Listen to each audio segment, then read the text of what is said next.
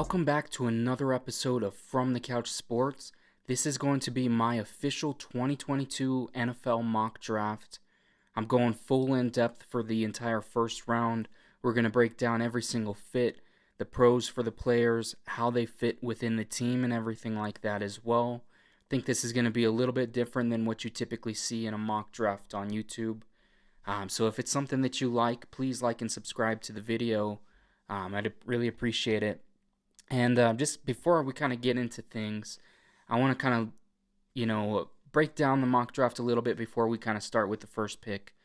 To be clear, I'm not expecting to pick every single pick correctly. Nobody in the history of making mock drafts has ever predicted 32 picks correctly. If you hit on a few, that's awesome. I'm trying to hit on a lot of these picks, to be honest. I think it would be great. Put a lot of time and research into picking, what players I think fit on these teams, and then also, realistic scenarios as far as what the teams might actually do. There's also a couple things that could, drastically change the mock draft. The rumor of Deebo Samuel, report wanting to get traded. If he's traded, it's likely going to be for a first round pick, which would definitely throw some things off in this. And then you got a couple other moving pieces, some other big free agents like the Honey Badger, Tyrann Mathieu, still out there. If he signs somewhere, the possibility of that team drafting a safety is pretty slim. I don't think Baker Mayfield would get traded for a first round, but Mayfield's another guy, who could get traded. There's some other players like that out there as well. So I'm not really expecting this to pick every single pick correctly. But one thing that is true when it comes to making these picks, I've put a ton of research into them. I've picked players that a lot of these teams have actually visited with in person. They've taken top 30 visits with. I've also picked players that kind of fit, the history of the GM that's taken them, as well as the team that's taken them. And I've even gone through, looking at fan bases, seeing what their input is on certain things. Because, for me as a New York Jets fan, I think I know a lot more about what the Jets would decide to do than someone who's not a Jets fan, for example. But that's just my take on everything. Let's get into the 2022 NFL mock draft from the Couch Sports. The very first pick in this draft, this is going to be a little bit different than you see on a lot of other teams.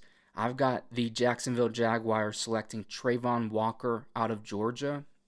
Now, Travon Walker is a super athletic, long, powerful defensive end. He's got the flexibility to play multiple positions. He's great against the run. When he was at Georgia, he actually came in his first 2 seasons playing defensive tackle, and then he transitioned to playing D-end after he was able to lose some weight. But this is a guy who's 6'5", 272 pounds. He ran a 4.51 40-yard dash at the combine. He's got a 35.5-inch vertical, and he played 29 games in college. So this is a super talented prospect. He might have the most upside of anybody in this draft class. And if you're looking at from the Jags' perspective, they've got a really good edge in Josh Allen, already on the outside.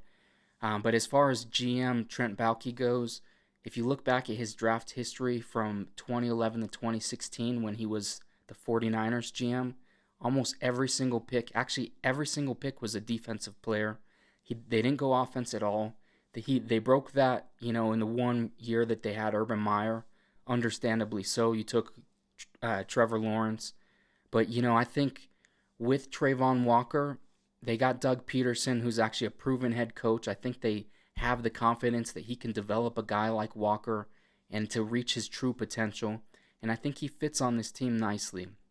And, at Georgia, in 3 years of college, he had 6 sacks, 7.5 TFLs. I'm sorry, that was just in 2021. He had 6 sacks, 7.5 TFLs, and 2 passes deflected.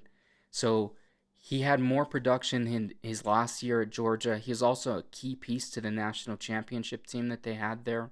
So I think this is a good move for the Jags. They see the upside. It fits what Baalke's looked for in the past. So I think this is the route they go.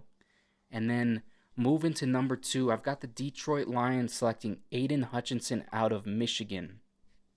So this is a guy who had 4 years in college. He was hurt his junior season, so he didn't really get fully going. Just a couple games into the season, he was hurt. But he still played 36 career college games. In his senior season, which is his final season, he had one of the best seasons in all of college football. He had 14 sacks, 16 and a half tackles for loss, 3 passes deflected, and 2 forced fumbles. He followed that up with being a Heisman finalist as well, which is extremely difficult to do on the defensive side of things. This is a guy who's 6'7". He's 260 pounds, but he still ran a 4.7 4.74 40-yard dash, 36-inch vertical as well. And as far as Michigan, this is a guy who was born and raised in Michigan. I think he can be a fundamental piece on this defensive line that Dan Campbell's trying to build here in Michigan. This is kind of he's got an opportunity to be the biggest centerpiece that they've had since Ndamukong Suh. It's been so many years since he played for them, and they added Penei Sewell last year in the draft, so they got a big building piece on the offensive line, and now they add Aiden Hutchinson in the defensive side, and I think that's a great start to the rebuild for the Detroit Lions. This is a guy who's really great coming off the edge. He's got some dominant pass rush moves, good bend and power. He's a very strong athlete. You see a lot of people compare him to the Bosa brothers. He's definitely got some of that upside, and I think there's a very good chance that he turns into one of the better pass rushers in the NFL. And him going to his home, he's born and raised in Michigan. I think that's a really cool fit there. And then coming to the 3rd pick in the NFL draft, I've got the Houston Texans going with Ikem Ekwonu. Icky, they call him. This is a tackle most likely at the NFL. He had 3 years of experience at North Carolina State. This is a guy who's 6'4", 310, and he ran a 4.93 40-yard dash. So he's a pretty good tackle for, being so big. In 2021, he only gave up 3 sacks and 13 pressures. He played both guard and tackle, so I think that's one of the reasons I think that he's so highly sought after, because he can kind of slide in and fit wherever they need him coming into the Texans. And then this is a guy, he's super aggressive. He plays nonstop. If you watch the tape on him, there's multiple plays where he makes the initial block and then he's moving upfield and he's making multiple blocks downfield on the linebackers and safeties and whatnot. So for the run game, I think that's his specialty. He's a very good run blocker. At the next level, I think he's going to develop into a better pass protector as well. There is some uncertainty with the Texans right now. They've got Laramie Tunsil. They want to build around Davis Mills as well. And so I think improving the O-line, if you get Icky to come in here and start at right tackle the first year, that might work out. But they don't know what's going to happen in the future with Tunsil. He is still under contract. So, if you pencil him in at left tackle, then Icky can come in and kind of fill in the right tackle. You get both sides kind of locked down. And especially with his run blocking, I think this is a big thing. The Texans last year, they were led by rushing by Rex Burkhead with 427 yards rushing. So I think this is just an ideal move. You're getting the guy who could protect your quarterback, but also who's going to help out tremendously in the run game as well. And then this kind of brings me to the 4th overall pick in the mock draft here. I've got the New York Jets selecting Kayvon Thibodeau out of Oregon. So the head coach, Robert Saleh, on the 49ers, he had a really dominant defensive line. He really likes having a good rotation of guys, having depth there, but also having the star edge rushers like he did with Nick Bosa and DeForest Buckner and Eric Armstead and everything they had over there. So I think this can give the Jets, arguably their first, star edge rusher that they've had since John Abram, which is like 15 years ago, probably at least. And, looking at Thibodeau, in my opinion, I don't think he should slide this far in the draft. This is a guy who is a former number 1 high school recruit. As a freshman at Oregon, he put up 9 sacks, 14 tackles for loss. up until recently, he really was considered like the top pick in the draft, and things started to change a little bit. There's some sound bites that some people in the media don't really like hearing from him, but in my opinion, the upside is just crazy. He's super explosive. He's a powerful edge rusher. I think he's got the potential to develop into a superstar here. And in 2021, he only played 10 games, but he still notched 7 sacks and 12 tackles for loss, and also had 2 forced fumbles to go with it. And he's also a super good athlete. He's 6'4", 254 pounds, but ran a 4.58 40-yard dash and put up 27 reps on the bench. That's, super good athlete there. And then if you're looking at the fit with the New York Jets, you've got Carl Lawson coming back, Quinnen Williams, John Franklin Myers in the middle. Then you got a nice rotation with Solomon Thomas, Sheldon Rankins, Vinny Curry, Bryce Hall, Jacob Martin off the edge. And then you insert Kayvon Thibodeau in that. I think they've got a very good defensive line group going forward if this is a move they're able to make. And then number 5, I've got the New York Giants selecting Evan Neal, the tackle out of Alabama. So the Giants, they just hired a new general manager, a new head coach, and with that, they've promised to, continue to develop their quarterback, Daniel Jones. They want to get the most out of him, see if he can be the guy. And starting on the offensive line is a big, big deal. They've got Andrew Thomas, who's a good piece right now. But if you're able to add Evan Neal to the opposite side, you have 2 bookend tackles that can play, potentially the next 10 years together. And the great thing about Evan Neal is he's played all over the offensive line for Bama. Pretty sure he's played every position outside of center in his time.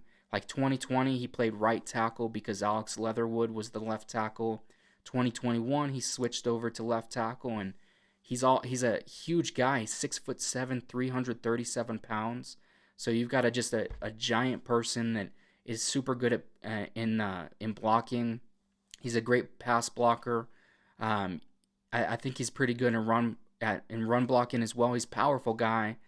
Some people say his run blocking isn't as good as his pass blocking, but nonetheless, I think he can help out quite a bit, especially coming in as the right tackle. In 2021, I think there's only 2 games that he allowed a sack. So, this is a guy who's going to come in day one. He's going to help Daniel Jones. If Saquon's still there next year, he's going to help out Saquon as well. So I really do like that fit for the New York Giants. And then moving to pick number 6, I've got the Carolina Panthers selecting Malik Willis, the quarterback out of Liberty. In my opinion, I don't think he's the best pro-ready quarterback. He might not be the most ready guy to start day one. But also the Panthers are in a kind of strange situation right now. He's got the most upside though in this class for sure. He's the best athlete, and he's got probably the best arm as well. He played 2 years at Auburn to start his career, and then transferred to Liberty. That's kind of where he saw his success. He just had 2,857 yards passing, 27 touchdowns to 12 interceptions. He also had 891 yards rushing and 13 touchdowns rushing the football. And, he put up kind of similar stats in his junior and senior season at Liberty. And then, if you're looking at his height, he didn't test at the combine. He's one of those guys, like, you don't really have to prove you're 40 because you've shown it on tape and you're a quarterback. But he's just under 6'1". He's 6'1.5", which it might cause some concern from teams. But, when you see his upside, I think he's got some potential to be a really good dual threat. If he can land on a team that can develop him like Josh Allen was for the Bills, I think that would be a really good fit. And with the Panthers, Matt Rule kind of seems like he's on the hot seat. So if he is, to be fired, then they bring in a guy next year to fully develop Malik Willis.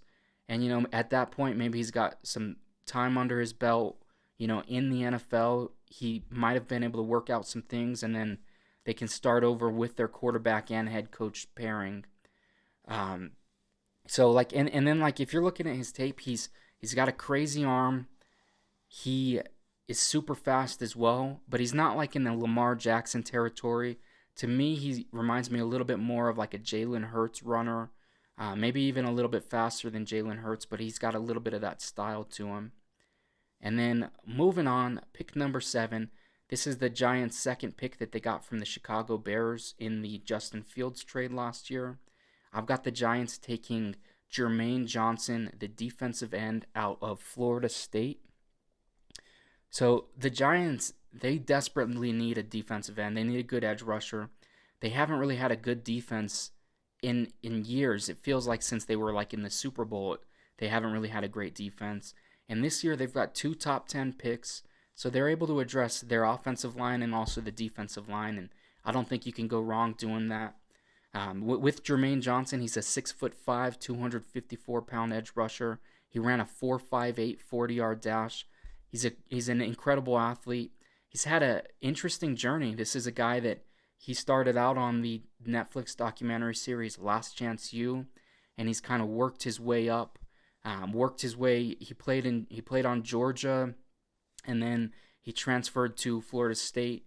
In his final college season, he put up 11.5 sacks, 17.5 tackles for loss, with 2 passes deflected and 2 forced fumbles. And so this was like his biggest year after he had transferred from Georgia. He played 2019 and 2020. But he's got a ton of potential. He's got a high motor, and he's just consistent, always chasing the sacks.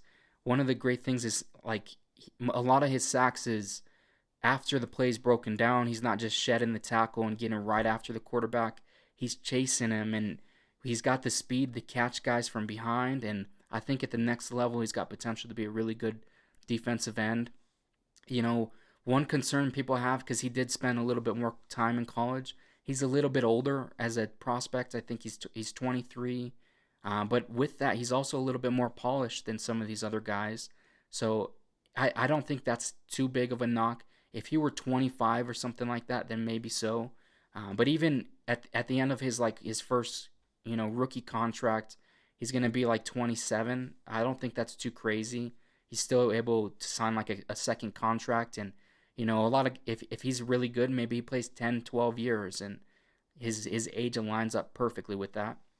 And then that brings me to number 8, the Atlanta Falcons. I have them selecting Garrett Wilson, the wide receiver out of Ohio State. So Atlanta is they're in a strange situation because they're in like in between a rebuild and not like fully rebuilding. Like last year, they let Julio Jones go. They had Calvin Ridley. They were expecting him to kind of fill that void. And then Calvin Ridley took some time off of football to focus on his mental health. And then while he did that, he also winded up getting suspended for 2022. So this leaves Atlanta in a desperate position for a receiver. And with Wilson, they get a guy who's 6 foot. He ran a 4.38 40. He's got a 36-inch vertical. This is a guy who's got a background playing basketball. His father even played college ball at Davidson. He played 3 seasons at Ohio State, and he really came into his own his sophomore and junior seasons.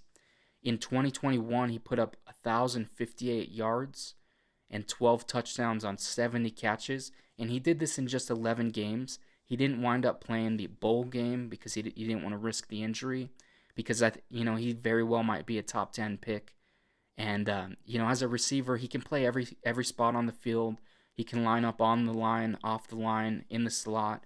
He's got good route running, great hands, and he's got the ability to make plays after the catch as well. He's got the speed and everything that you look for. I think he's one of the safer picks in this class as far as the receivers go, and I really like the fit with the Falcons. Last year they got the big body Kyle Pitts, tight end, and now they're able to add a good weapon on the outside at receiver with Garrett Wilson. And then, we'll see what happens with Calvin Ridley. I know they were potentially talking about trading him, but if they are able to get him back, maybe he can come back a little bit sooner. I know sometimes they argue the case with the suspensions and everything like that, so we'll see there. And then that brings me to the 9th pick in this mock draft. The Seattle Seahawks, they got this pick from the Denver Broncos in the Russell Wilson trade. And I've got the Seahawks taking the left tackle Charles Cross out of Mississippi State. Now, Seattle also in an interesting position because they've got a 70-year-old head coach, and they've not really done anything on the offensive line for like a decade, it seems like.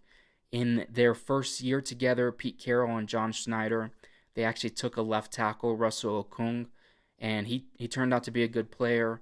They had a couple other really nice drafts after that, so they really built that team together. I don't know if Pete Carroll's going to stick around that long, and I think Pete Carroll might lean towards wanting a defensive player. But this would be a John Schneider pick, taken. Some people even have him rated as the number 1 or number 2 left tackle in the class. This is a guy, Charles Cross is 6'5", 307. He ran a 4.95 40. Just kind of the story of all the tackles in this class. They're all elite athletes for the most part. Where he stands out is he's the best pass protector in this class. Where Ekwonu is probably the better run blocker. Cross is probably the best pass blocker in this class. He doesn't have the giant frame of an Evan Neal, but I think he can be very good in his own right. And whoever's sitting at quarterback for the Seattle Seahawks, he's going to be able to protect their blind side. And as he grows into a better run defender, the Seahawks are going to grow too as a team as well. They might be in position to get a new quarterback, and then they've got a lot of holes on the team, so they're going through this rebuild as well, and we'll see how things pan out with all of that as well. But I like to pick Charles Cross here. And then the number 10 pick, this was Seattle's pick before they traded it in the Jamal Adams trade to the New York Jets. I've got the Jets taking Jameson Williams, the electric wide receiver out of Alabama. Now, Jameson Williams is just under 6'2", but he didn't really get a chance to test at the combine. He just tore his ACL in January in the national championship game, which was tough. And he might slide because of that, but also the ACL tear isn't a career ender anymore. And I think there's still a chance that Team C is upside, and he could go as high as 10. If he didn't have the injury, he'd be arguably the best receiver in this class. He has game-changing speed. He's by far the best deep threat in this class when he's healthy. He's got fluid movement, a great catch radius. A lot of these deep threats are smaller guys, and they don't have the catch radius that Jameson Williams has. And every time he's got the ball and he's in space, he's got potential to score. This is a guy in 15 games in 2021. He had 79 catches for 1,572 yards and 15 receiving touchdowns. And he also had 2 kick return touchdowns as well. So he had 17 total touchdowns on the year. And then if you're looking at the New York Jets, this is a team that was desperately trying to get Tyreek Hill. They were in on the trade before he went to Miami. And, I'm not making the Tyreek Hill comparison to Jameson Williams. But if the Jets are wanting that guy who can stretch the field, who's got the elite burner speed, then Jameson Williams is the perfect pick in this draft class. If you add him to the room with Elijah Moore, Corey Davis, Braxton Berrios, I think the Jets have a good young core of receivers. And he might not play right away because of the injury, but you're drafting for now, but also for the future. You don't want to draft solely on the fact that he might not play for half a season or what have you. You want to draft on the future of your quarterback and everything like that, and can this guy be that dude in the future? And then coming to pick number 11, the Washington Commanders. I have them selecting Drake London, the wide receiver from USC. So Drake London, also similar to Jameson Williams, but a different injury. His career ended at USC a little bit early because of a foot injury, and that has also kind of prevented him from running at the combine. And he still performed at his pro day, but he didn't run a 40, which, coming off of a foot injury, I don't think he had the time to prepare for the 40 and everything like a lot of other players do. But when you watch Drake London on the tape, he's a 6'4", 219-pound receiver, and he might not be the fastest guy in this class, but he's got a very good skill set. In 2021, he only played 8 games, but he had 88 catches, 1,084 receiving yards, and 7 touchdowns. And if you're looking at his skill set, he actually is a decent route runner. I think he's underrated in that ability. He plays hard after the catch. He fights for extra yards constantly. He's got really good hands. But his biggest asset, arguably, is his contested catching. He is a guy, when there's a 50-50 ball up in the air, there is a very good chance that Drake London's going to catch that. He uses his size. He also started his career at USC as a basketball player, so you can see his leaping ability. There's videos of him doing like insane dunks, 360s and whatnot, which to be able to do those kind of things, you got to be a next level athlete, especially with the vertical and everything. This is a guy he's getting compared to Mike Evans, Brandon Marshall, those kind of guys because of how good he is in those one-on-one situations. If you get him in the red zone, I think he's a great player. And then for Washington, they've invested a ton of draft capital lately in defense. So I think it's time to get a receiver. You pair him nicely with Terry McLaurin. You hope you get Curtis Samuel back healthy. And they've got a nice, really young group of receivers that they can grow together and, maybe do a little bit more on the offensive side of the ball than they have in years past. And then the number 12 pick in this mock draft, I've got the Minnesota Vikings selecting Ahmed Sauce Gardner out of Cincinnati. So he's arguably the best corner in this class. Most guys have him rated as the top corner.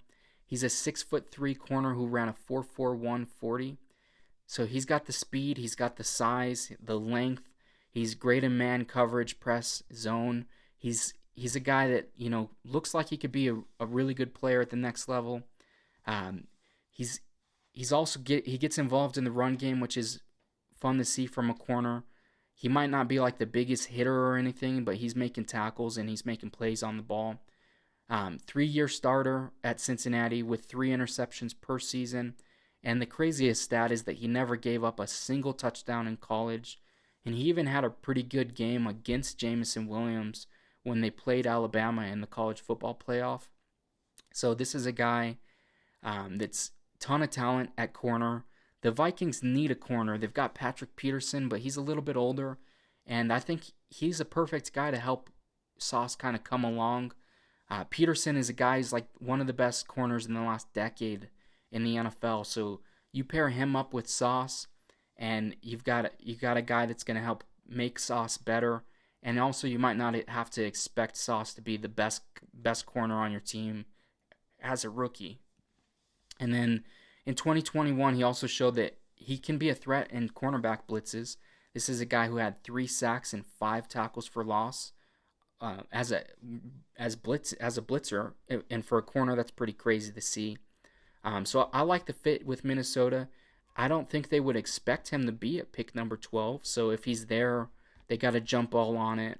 I think there's a chance that Sauce goes higher, but also you never know how that board's going to shake out. So I could totally see things play out like this as well. And then moving on to pick number 13. I've got the Houston Texans. This is the pick that they acquired from the Deshaun Watson trade. I've got the Texans selecting George Karlaftis, the defensive end out of Purdue. Now, the Texans were able to get Ike Ekwonu with their first pick, the number 3 overall, and now they're able to get a really good edge rusher with their second pick. Now, Karlaftis isn't going to be the athlete that you see with Jermaine Johnson or Kayvon Thibodeau, Trayvon Walker, but he is a very good athlete in his own right. He's not as explosive, but he's got a high motor and a pretty polished game as well. And I think he can fit in at the next level. Karlaftis is actually kind of late bloomer to football. He started in the 8th grade. He moved to America. He was actually from Greece. And he's a great athlete. He had a 38-inch vertical, 21 reps at the combine. He's a very strong athlete. And in 2019 at Purdue, this is kind of when he broke out. He had 7.5 sacks, 17 TFLs. That was as a freshman. His sophomore season, he got hurt a couple games in. He had 2 games on the season, but he had 2 sacks as well. And then this last season, as a junior, he had 4.5 sacks and 10 tackles for loss. but I think his upside makes him a good pick here. There's been other players in the past in college that didn't have crazy sack numbers in college, but they come into the NFL and they turn out to be very good professional players. So we'll see how things pan out with Karlaftis. And then moving on, I've got the Baltimore Ravens. This is pick number 14. I've got them selecting Derek Stingley Jr. out of LSU. And it's crazy how the draft cycle goes, because before 2021, before Sauce Gardner kind of took over the show, Derek Stingley was widely regarded as one of not only the best prospects in this class, but like one of the best cornerback prospects ever, arguably. If you look at his year that he had in 2019, he just set the world on fire. He was a part of the legendary undefeated national championship LSU team, where in practice he was lining up against Jamar Chase and Justin Jefferson, two of the best receivers currently in the NFL. But also when he was playing against the opponents, he went against Kyle Pitts, CeeDee Lamb, DK Metcalf, A.J. Brown, George Pickens, T. Higgins, Devontae Smith, Jerry Jeudy, Ruggs, Waddle, just a ton of top talent NFL players, and he played really great against them. And then 2020 came, 2021, there was the COVID year, and he kind of dealt with some lingering injuries, and so I don't blame him for not having the production that he did as a freshman. If you look at those years too as the LSU program, they kind of crashed after the national championship. They lost a lot of guys to the NFL, and you saw they weren't the same team that they were before, but I don't think that's a knock on Stingley. And then if you're looking at Stingley's size, he's 6 foot, he ran a 4.37, he's a prototypical corner, he can do everything at the next level, and I think he can be really good. The Baltimore Ravens also, they don't have a whole lot of depth at corner outside of Marlon Humphreys and Marcus Peters. And Marcus Peters is also going to be 30 at the end of the season. He's coming into the last year of his contract. So I think the fit is perfect with Stingley coming to the Ravens. He doesn't have to start right away, but when he can, he's going to be in part of the rotation, but he's not going to be relied on to be the top guy on the Ravens. And once he is, kind of in the swing of things, I think him and Humphreys can turn into one of the better duos in the NFL. So at pick 15 in the mock draft, I've got the Philadelphia Eagles selecting Kyle Hamilton, the safety out of Notre Dame. They got this pick with the trade with Miami last year when Miami traded up for Jalen Waddle. And I really like the fit for Kyle Hamilton. This is a guy who's got great size. He's 6'4", 220 as a safety. He might not be the fastest guy on the field. He ran a 4.59 40, but I think that might cause him to drop a little bit. But I don't see him dropping too much past 15. I think that's a perfect range for him to go. Before the speed and everything, some people had dubbed him that generational player in this class. But he certainly has a high ceiling. I just feel like we throw that out every year for a few prospects, and I don't think that's necessarily the truth to it. But he is a very good playmaker on the field. He's a ball hawk. He's 6'4", and he also adds a 38-inch vertical, so he can cover some distance even if he's not the fastest guy on the field. He's got natural instincts on the field, and he's able to read defenses very well. He had 8 career interceptions in 3 seasons in college. In 2021, he actually didn't play the full year. He only played 7 games because of an injury.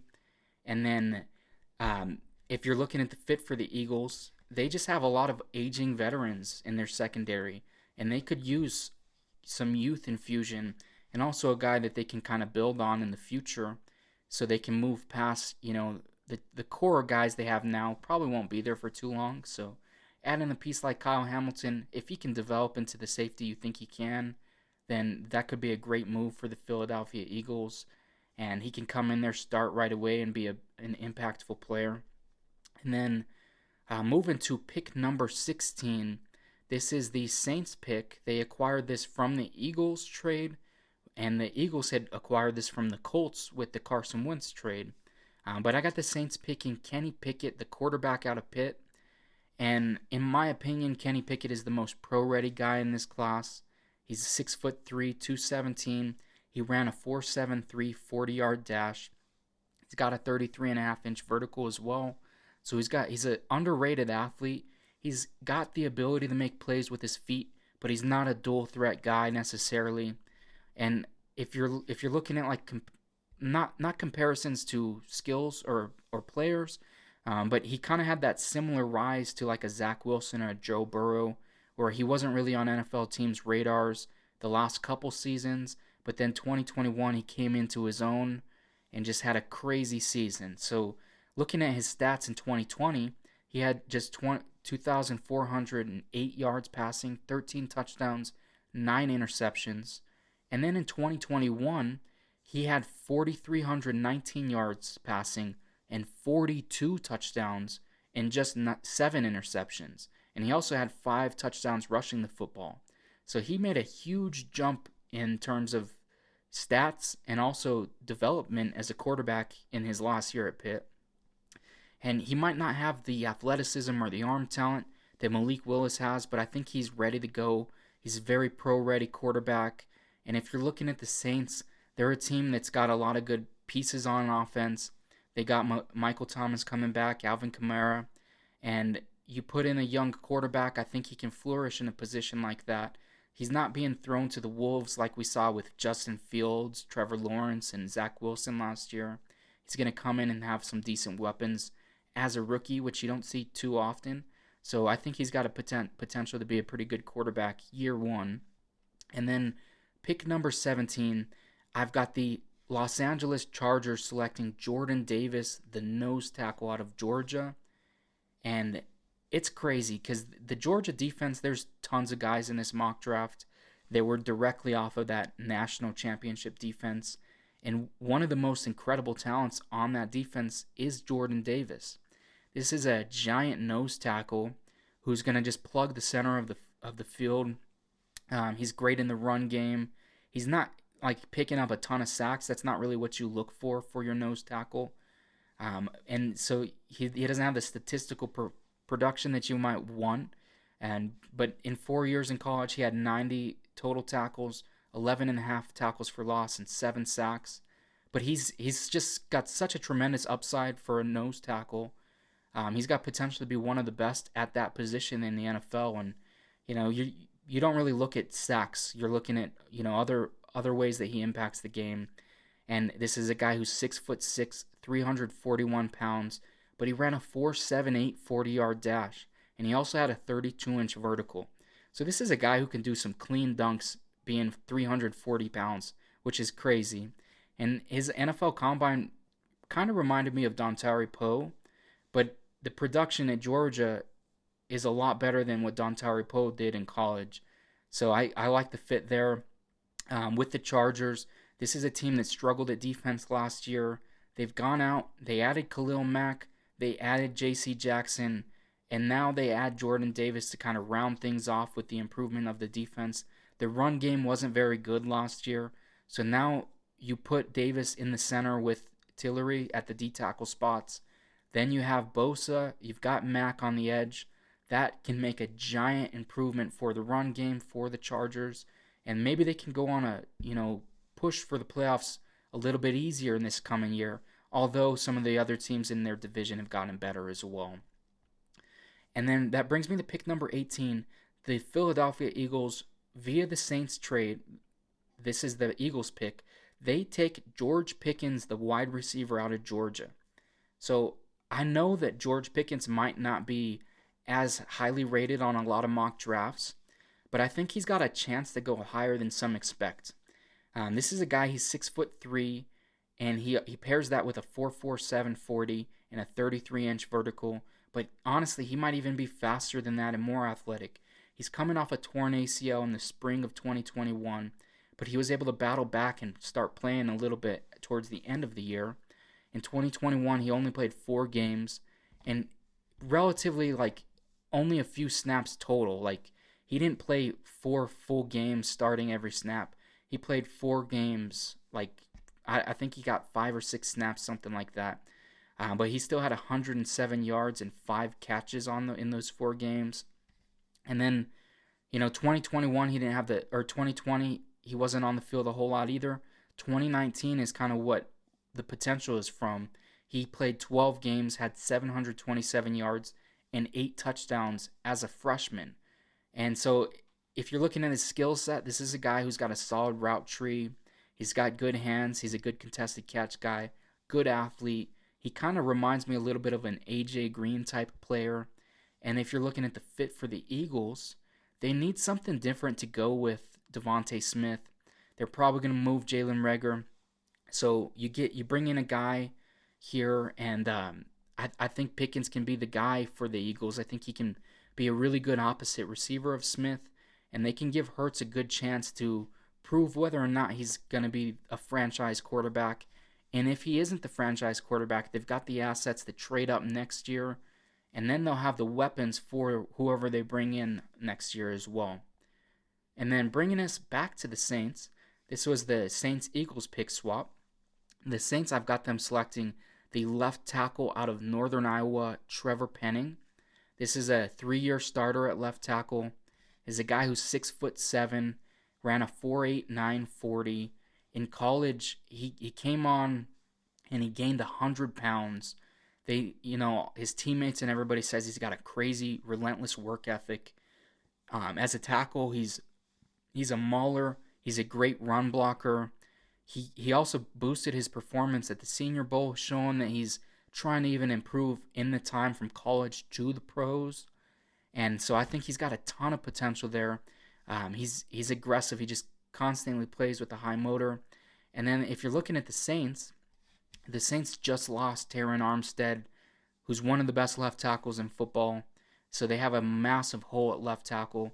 They can bring Trevor Penning in, and he can probably start day one.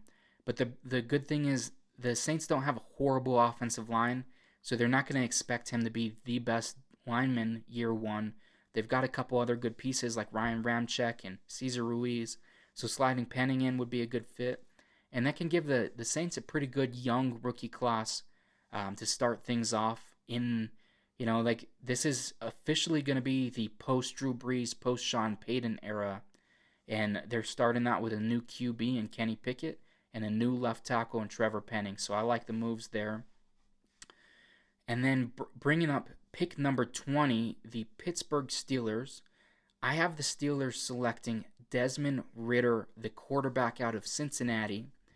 And this is the Steelers finally moving on from the Big Ben era. Feels like it went on a little too long than it should have. He saw a lot of success early in his career, and then he kind of rode out with that towards the end, and he wasn't the same guy for his last couple years. But they're finally able to move on, and they've been looking at every quarterback. And I know they are very high on drafting Malik Willis. The only thing is it's going to be very difficult for the Steelers to get Willis without trading up a ton of picks. So I think if they stay put, they can take another good quarterback in Desmond Ridder. This is a guy who's 6'3", 211. He's also a good athlete. He ran a 4.5 240. He's got a 36-inch vertical. He's a 4-year starter at Cincinnati, and he kind of helped build their program. They went from, kind of being consistently ranked. They went to a college football playoff. Like, he did a lot with Cincinnati, and you're not going to expect Cincinnati to win a national championship, but for a quarterback to take them into the playoffs, I think that's a big deal. And then, statistically, 2021, this was his best season. He had 3,334 passing yards, 30 touchdowns passing the ball, 8 interceptions, and he also had 7 touchdowns rushing the ball. So he's got the mobility. I wouldn't really consider him like a dual threat guy. He is a runner. He reminds me a little bit more of like a Dak Prescott. He's got the mobility to make the plays when he needs to, but he's not ever gonna rely on the dual threat ability like a Malik Willis might, or even like a Jalen Hurts, Lamar Jackson in the NFL. And then for the Steelers, I think they like the pick because they can pair him with Claypool. They got Deontay Johnson, Najee Harris. They've got some weapons, decent O-line. So coming in as a rookie quarterback, he can compete with Trubisky. He can compete with Mason Rudolph. And he might not even need to start day one. but they got a guy with a lot of upside as well. And then pick number 21, I've got the New England Patriots selecting Trent McDuffie, the cornerback out of Washington. So these last 10 years or so, Washington has just constantly produced really good high-level defensive backs in the NFL. And I think McDuffie's got a chance to be the next wave of that. Most people have him rated as the number 3 corner behind Sauce and Derek Stingley. And I think that's fair. He's a 5'11", 193-pound versatile corner. He ran a 4.44 40. And he's a guy, he can line up outside, he can line up inside. A 3-year starter, good man defender. He can play zone as well. He's willing to make tackles in the open field, and he's also really good against the run. And in 2021, he only allowed 16 catches in 11 games, so just over 1 catch a game. He didn't have a whole ton of turnovers created in college, but we see this a lot with corners. Like they might not have a bunch of interceptions, but then they get to the NFL, they're playing 17 games instead of 10, 11, and that usually boosts the stats a little bit, and also they're able to kind of get into their full potential as a player a little bit more as well. And then for the Patriots, this is a team that they let Stephon Gilmore go last year. They traded him, and then this year they let J.C. Jackson walk in free agency. So they desperately need a cornerback. Get in McDuffie, who can come in, probably start day one, and kind of fill in wherever you need him to play. He's one of those versatile corners out of Washington. I mean, we saw Buda Baker, Byron Murphy, just guys on the Cardinals. There's plenty of others as well. And then coming to pick number 22, this is the Packers pick from the Davante Adams trade with the Raiders. I've got the Packers selecting Treylon Burks, the wide receiver out of Arkansas. And Treylon Burks, I think, can be an awesome weapon for Aaron Rodgers. In 3 years at Arkansas, he got better every year. And he's got something different than the other receivers we've talked about in this class. Treylon Burks is interesting because he's a guy that's insane after the catch. I mean, he looks like a running back, but he's also got like the frame of a tight end. So he's an interesting player. He's not game-changing speed like a Williams, like Jameson Williams, or even a Garrett Wilson, but he is fast enough. He ran a 4.55 40. That's not far off of like what you've seen in the Deebo Samuel, Davante Adams, DeAndre Hopkins guys. He's 6'2", 225 pounds, and you can tell like when he gets the ball, he's making a play. He's a decent route runner. He's got good hands, and he's good in contested situations. But like I said, he's excellent when it comes to running after the catch. In 2021, he played 12 games. He had 66 catches, 1,104 yards receiving, and 11 touchdowns. And he also had 1 rushing touchdown as well. And for the Packers, I don't think, and I say the same for the Chiefs, I don't think you should go and try to replace Davante Adams with Treylon Burks. But I think what you can do is you get Treylon Burks. They added Sammy Watkins. They probably are going to add another receiver either in the draft or free agency trade. So you build a nucleus of wide receivers, a better overall group of receivers than you had with just having one superstar player. And then you can watch Treylon Burks grow, and you don't have to rely on him to give you some absurd production as a rookie, when that might be a little bit difficult when he's trying to fill the shoes of arguably the best receiver in football. And then that brings me to the 23rd pick in the NFL draft. I've got the Arizona Cardinals selecting the cornerback Andrew Booth Jr. out of Clemson. So Booth he's a corner who can fit well in man or zone coverage. He's a good tackler. He's got great instincts. He's a good ball hawk and a playmaker in the secondary. He had surgery recently, so he didn't test everything at the combine. We didn't see him run the 40 or anything like that. But he's a 6-foot corner with a good frame. He can probably play outside at the next level. He can come in and fill the secondary with Byron Murphy. They need another corner opposite Murphy, and I think he could be a good guy there. In 2021, he had 3 interceptions, but when you watch the tape, He's just constantly making plays. And, with the added 17 games in the NFL, I think we're going to be able to see a little bit more out of Andrew Booth than we did in college. So I really like the fit there with the Cardinals. And then the Cardinals, their defense started to struggle down the stretch. Kyler Murray got hurt. Obviously, that didn't help things. But then, towards the end of the season, the defense just wasn't the same that it was early in the season. So I think adding a starting corner to that mix might be able to help boost things a little bit more.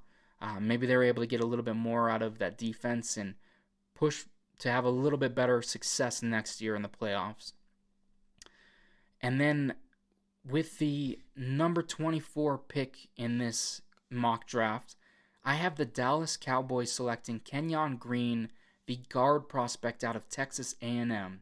He's considered by most to be the best guard prospect in the entire draft class.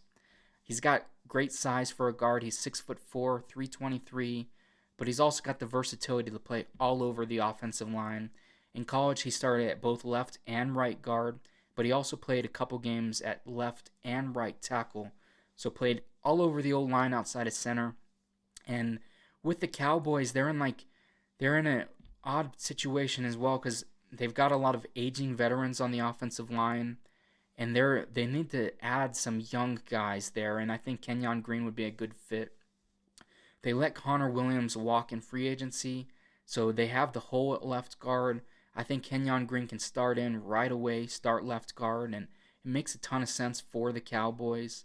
And then looking at him, he's got good power. He's consistent as well. He's good in the run game. He's going to develop more on the pass protection as well at the next level. And, if they're able to get a mauling good left guard back in there, that might be able to help out Pollard and Zeke, get the run game going a little bit better, get Dak some help there as well. They did lose some weapons at receiver, so reestablishing the run game, something that they saw so much success in the past, I think is a big thing. And adding Kenyon Green, I think that's a great way to start things off. He should be, the best guard prospect in this class, and I think he's going to have a long, good career in Dallas. I think he's a good fit there. And then moving on, pick number 25, I've got the Buffalo Bills selecting the cornerback out of Florida, Kaiir Elam. This is a guy who's 6'1.5". He's 191 pounds. He ran a 4.39 40, so he's fast. He's good in press coverage. He's a good tackler, and he's a really physical guy. He's got the tools to play really well at the next level. It's funny because depending on who you read up on, and when they're making their comparisons and the prospects and how they rank these guys, some guys have Kaiir Elam a little bit higher up on the board, higher than McDuffie.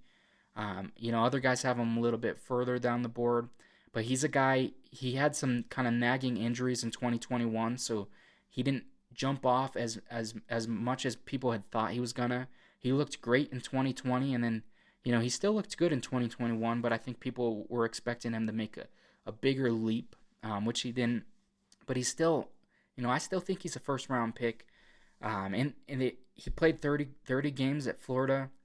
He had 5 career interceptions. I think he's got a lot of potential. And then if you're looking at the Buffalo Bills as a team as well, last year they had one of the best defenses in football, and that defense took them all the way into the playoffs.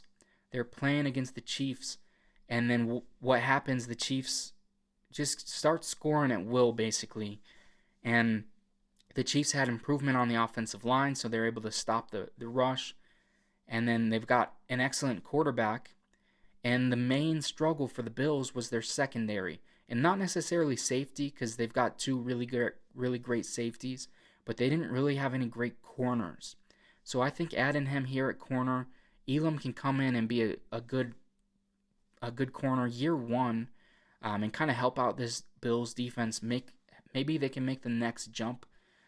They've added some other good pieces this offseason that I've been a big fan of. So drafting Elam, I think, is a good fit here at corner.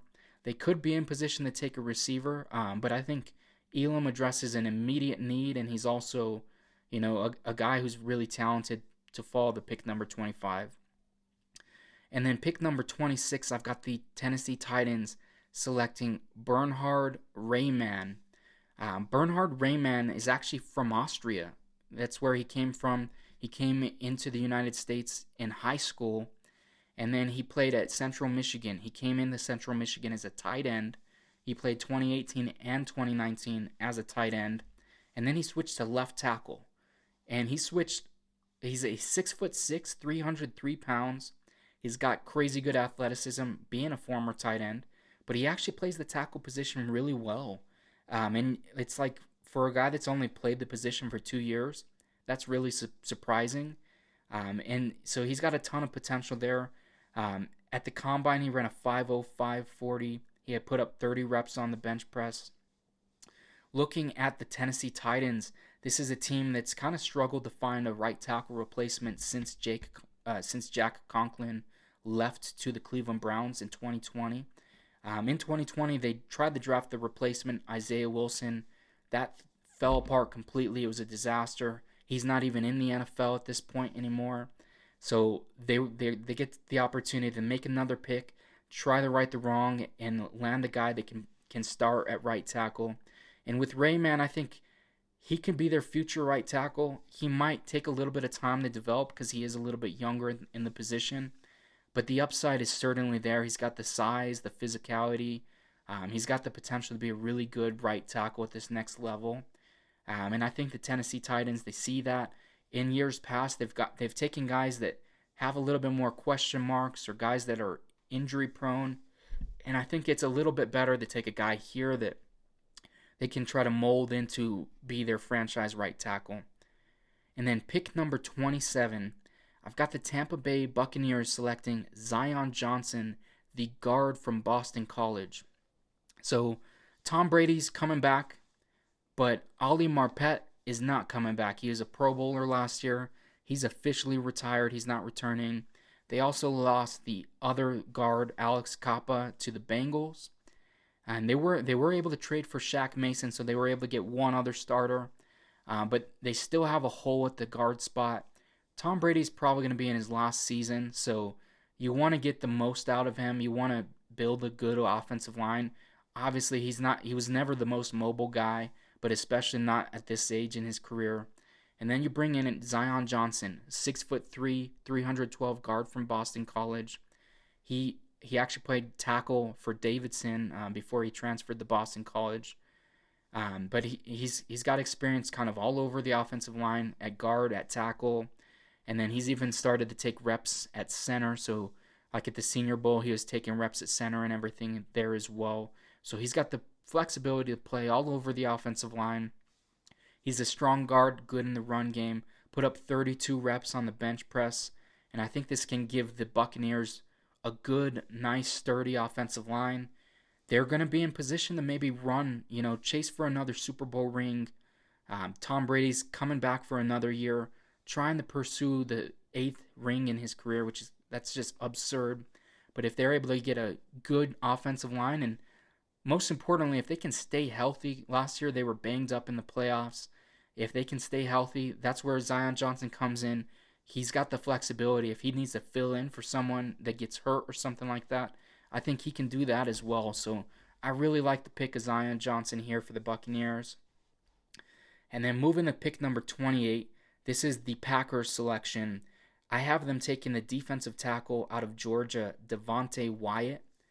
And I think Devontae Wyatt is one of the more underrated guys in this draft class, especially as the defensive lineman goes.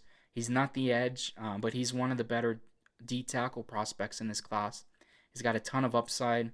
He played 4 years at Georgia, and then, he saw the field quite a bit as his freshman and sophomore season, but he was more of like a rotational guy, and then his last 2 years he was able to kind of take the full-time role and turn that into being an NFL prospect. He's got a constant motor. So he's pretty athletic for his size. He's 6'3", 304, and he ran a 4.77 40, which is crazy because Jordan Davis ran a 4.78 40. They're both great athletes, but just seeing like Jordan Davis is a little bit bigger as well. But Wyatt's still a great athlete. He's great at plugging the holes, disrupting the run, He's strong, he's aggressive. 2021 was his best statistical year. He had 7 tackles for loss, 2.5 sacks, and 2 forced fumbles. And then for the Packers, like they've got Kenny Clark at D tackle. They need to put someone in there to pair with him, and I think Wyatt can be that perfect fit there. I think the Packers, they already added a receiver earlier in this mock draft. I don't think they go 2 receivers in the first round. Like I said, I do think they add other receivers, maybe in the second, the third, and then maybe another guy in free agency. But taking Treylon Burks, I don't think they need to be desperate to take another receiver at this pick here at 28. So yeah, I like the pick of Wyatt here. I think he's going to help that defense out a lot. And they're going to make another run next year as well. And then pick number 29, I've got the Kansas City Chiefs. This is the pick they acquired in the Tyreek Hill trade. I've got them selecting Christian Watson, the wide receiver out of North Dakota State. And Christian Watson's just got superstar potential. He coming out of North Dakota State, he played in an FCS school. They didn't get the viewership that FBS schools get. And he also played in an offense that did not like to throw the ball. In 2021, he had 43 catches for 800 yards, 7 touchdowns receiving, but he also had 114 rushing yards and 1 touchdown running the ball. But North Dakota State, they run the ball so much that both of their quarterbacks that started time last year combined for 2,257 yards passing total in 2021. So this is a team that hardly throws the ball at all. When they were throwing the ball, Christian Watson's making plays. He is 6'4", and he ran a 4.36 40-yard dash to go with a 38.5-inch vertical. He is a freak athlete. He's developed as a route runner. He's got the size, the speed that you look for. He's getting better at catching the ball. Like there were some struggles with drops, but he comes in. He can be a versatile weapon. They can run him on end arounds. He can be used in the return game, and he's a great athlete that can be used in this Chiefs offense. And they've shown that they're really good at using guys like that. And same with the Devontae Adams thing. Tyreek Hill's gone. The Chiefs don't need to expect their rookie Christian Watson to replace Tyreek Hill. They got Juju Smith-Schuster. They got Marquez Valdez-Scantling. So they've got 2 good, capable receivers. They already got McCole Hardman. You add Watson to the mix of things, and they've got a really well-rounded receiver room. They've got guys that are capable of doing everything, the slot, the outside guys. And I think Watson can kind of develop into that guy that he's got the potential to be, and he's not going to be asked to replace Tyreek Hill as a rookie either. And then the Chiefs pick again at pick 30. I've got them taking the edge rusher out of Minnesota, Boye Mafe. He played 4 seasons at Minnesota and just really developed his last 2 years, turning into a very good prospect. This is a guy who's 6'4", 261. He's an explosive athlete running a 4.53. He has a 38-inch vertical. In 2021, he had his best season by far. He had 7 sacks, 10 tackles for loss with 1 forced fumble.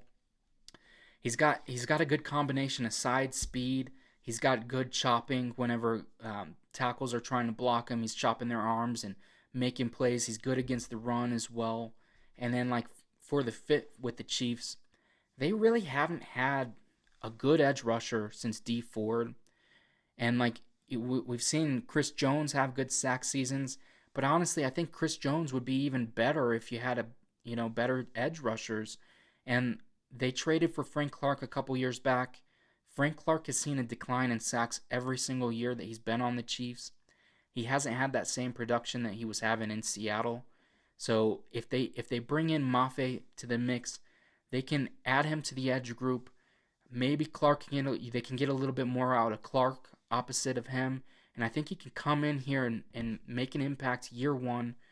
This is a very talented Chiefs team. They're going to be in the mix of things as long as Patrick Mahomes is healthy. So they want to get better at defense, and taking a guy who can start potentially at an edge rusher position, I think would be big for them. And then moving to pick number 31 of the mock draft, I've got the Cincinnati Bengals taking Tyler Linderbaum, the center out of Iowa. And Linderbaum is probably one of the best players overall in this class. I think the NFL kind of undervalues the center position, though. That's the only reason I think he could fall to the end of the first round, because of the value of the center position. Like, we don't really see a lot of centers get drafted very high, but he's also, he's been dubbed the generational guy as well. And with him, I think it's a little bit more justified because he's a very good prospect. He's a 6'2", 296, so just under 300-pound center, but he's a great athlete. He's a wrestler, a former high school wrestler. There's literally video of him pinning Tristan Wirfs, the right tackle for the Tampa Bay Buccaneers, who's turning into one of the better tackles in football. But Wirfs is also a freak athlete. So Linderbaum doing that to him, although it might have been high school, that just shows you how good of an athlete Tyler Linderbaum is. His last two years at Iowa, he turned into an elite center prospect. He's great at blocking. He plays aggressive. He plays downfield, making blocks downfield for the running game, and I think for the Bengals, this whole offseason has been about building that offensive line. They went out, they got La'el Collins, they went out and got Alex Kappa, Ted Karras, and now they add Tyler Linderbaum to kind of round out things. I think they filled in all the holes that they had last year. They went to a Super Bowl with a horrible offensive line, and now you add pretty good offensive line. Like, Tyler Linderbaum's got potential to be a Pro Bowl guy pretty quickly in his career. If he lives up to the expectations.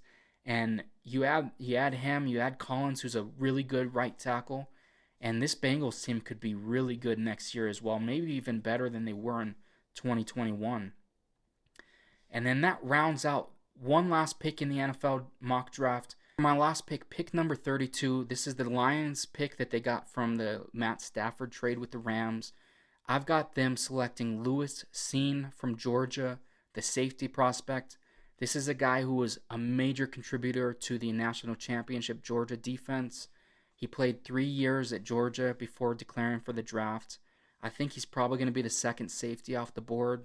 Depending on who you talk to, Jalen Petrie is another guy that could be in the run-in. Dax Hill as well. But Lewis Cine is a very good prospect as well. 2021, he had 73 total tackles, 2 tackles for loss and 1 interception. He's 6'2", right about 200 pounds. He ran a 4.37 40, and he's got a 36.5-inch vertical. He's got the size, the athleticism that you look for. He plays with a ton of aggression. He's a huge hitter. He's constantly running downhill. He's good in man coverage as well. And I think he fits in perfectly with what the Lions are looking for. He was a key contributor to a championship team in the playoffs for Georgia. And coming onto the Lions, they're going through this rebuild. They get Aiden Hutchinson, the star defensive end, and now they're able to add Lewis Cine, a potential star safety with the last pick in the first round. And, looking forward to them. Potentially they can build a good core on defense, and maybe we can see some more success for the Lions in the future. I do like what Dan Campbell and them have going on over there, and I think Lewis Cine would be a good piece there. You want to bring in guys who have winning experience, and they're trying to change the culture and, start winning football games in Detroit. So I like the pick there. But that kind of wraps things up. I hope you enjoyed. I know it was long. I wanted to talk detailed about every single prospect, show you some highlights so you can see a little bit more about each player. A lot of times this might be your first introduction to hearing about some of these guys. I think most of these picks would be great picks for the team. They would make the team that's taking them better. And if you enjoyed the video, please like and subscribe. Leave a comment what you want to see next. What are your takes? Did you like the pick that I gave? Your favorite team? If your team was in this position with the players off the board, would you take a different player? Let me know. Give me some feedback, and thanks for tuning in.